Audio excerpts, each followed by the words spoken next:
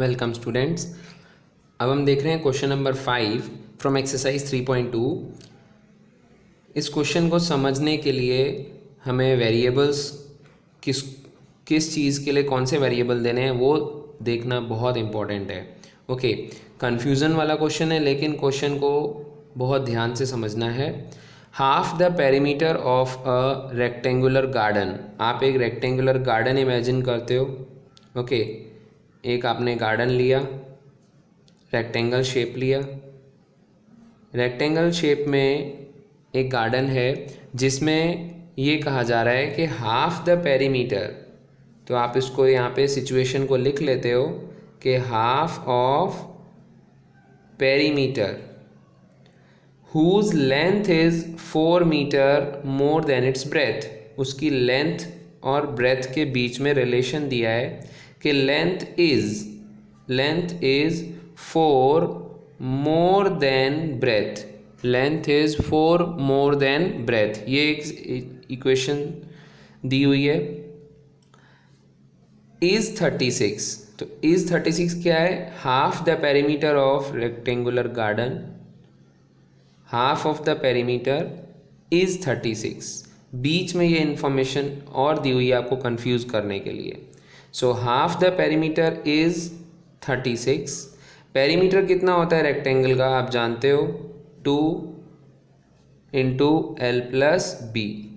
Okay, अब आप ये दो सिचुएशन आपको पता है, आपको सिर्फ इसके डायमेंशंस ही फाइंड करने हैं, ये लेंथ और ब्रेथ। आप मान लेते हो let the length be x and breadth be y। Length को x मान लेते हो, ब्रेथ को y मान लेते हो। तो पहली इक्वेशन जो है हाफ ऑफ ये इक्वेशन इक्वल टू हो जाती है 36। ओके, पहली इक्वेशन ये दी हुई है आपको, 2 कैंसिल, यानी x + y = हो गया 36। ये हो गई आपकी पहली इक्वेशन।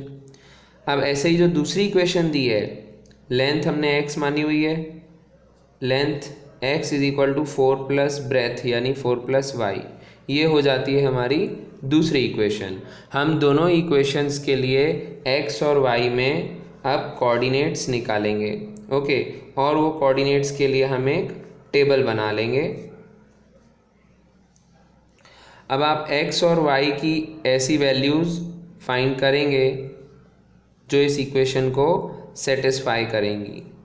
ओके, सो पहली इक्वेशन हम यहाँ देखते हैं कि हम क्या क्या वैल्यूज़ ले सकते हैं। मान लो x अगर मैंने 0 लिया तो y हो जाएगा 36, y 0 ले लिया तो x हो गया 36। इतना आप ओरली भी कर सकते हो।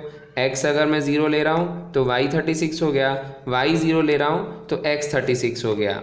ओके, और कोई भी रैंडम वैल्यू ले सकते हैं। अगर मैं x ले रहा हूँ 16, ओके, सो y हो जाएगा 20। कोई भी रैंडम वैल्यूज़ हम ऐसे रख सकते हैं। अब यहाँ पे भी x की वैल्यू y से 4 मोर है। ओके, सो लेट अस से x अगर 0 है, y 0 ले लिया आपने तो x 4 हो जाएगा। ठीक है, y 0 लिया तो x 4 हो गया। अब अगर मैंने y ले लिया सपोज 8 तो x हो गया 4 + 8 12। ओके, इसी तरीके से if I have taken y का वैल्यू सपोज मैंने 16 लिया है तो x का वैल्यू हो जाएगा 20। ऐसे हम कितनी भी वैल्यूज़ फाइंड कर सकते हैं। ओके, अब हम इन्हीं वैल्यूज़ को प्लॉट करके देखेंगे, एग्जैक्ट इक्वेशन हमारे पास आ जाएगी, एक सॉल्यूशन आ जाएगा। सी, पहला पॉइंट है 0,36। 0,36 तो x पे 0, x पे 0, y पे 36। दैट मीन्स दिस पॉइंट हमने ग्राफ लिया है, इसमें स्केल 4 का लिया है हमने। ओके, दूसरा पॉइंट है, हम इस पॉइंट को मार्क कर लेते हैं 0,36। दूसरा पॉइंट हमें मार्क करना है 36,0, तो x पे लेना है 36 और y पे लेना है 0। ओके, तो ये पॉइंट हो जाएगा आपका 36,0। आपने ये पॉइंट प्लॉट कर लिया। एक पॉइंट और है 16,20, तो x पे 16, y पे 20। आपने इस पॉइंट को प्लॉट कर लिया 16,20। अब आपने इस लाइन को ज्वाइन कर देना है।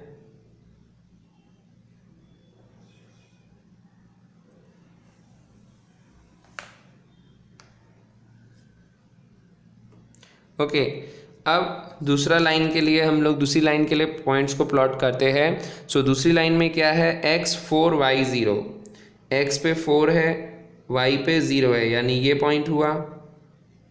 तो मैंने यहाँ पे पॉइंट को प्लॉट कर लिया 4,0। फिर दिया है x पे 12 है, y पे 8 है, x पे 12 एंड y पर 8। Okay, so you can have these points, आपको ये पॉइंट मिल जाएगा। x पे 12, y पे 8। आप इन पॉइंट्स को जब मिलाते हो, ओके, दूसरा पॉइंट कौन सा मिल रहा है हमें, x पे 20, y पे 16,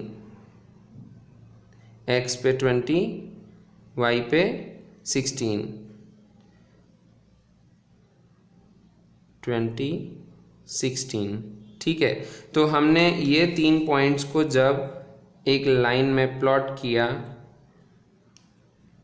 जो लाइन ड्रॉ हुई हमारे सामने, सो हमको कौन सा पॉइंट, इंटरसेक्शन पॉइंट मिलता है 20,16। सो उससे दैट इज़ आवर सॉल्यूशन। जो इंटरसेक्शन पॉइंट है वही हमारा सॉल्यूशन है। तो हम यहाँ पे लिख लेते हैं सॉल्यूशन 20,16। ओके, ये जो सॉल्यूशन आया है इसमें x की वैल्यू आई है 20 और y की वैल्यू आई है 16। अब जो x था वो हमारा क्या था, x हमने किसको माना था, लेंथ माना था। तो यानी लेंथ आपकी आ जाती है 20 और ब्रेथ वो हो गई आपकी 16। ओके, सो लेंथ और ब्रेथ ही हमें फाइंड करना था, हमें डायमेंशंस फाइंड करने थे गार्डन के। सो हमारे पास लेंथ आ जाती है 20 एंड ब्रेथ आ जाती है 16।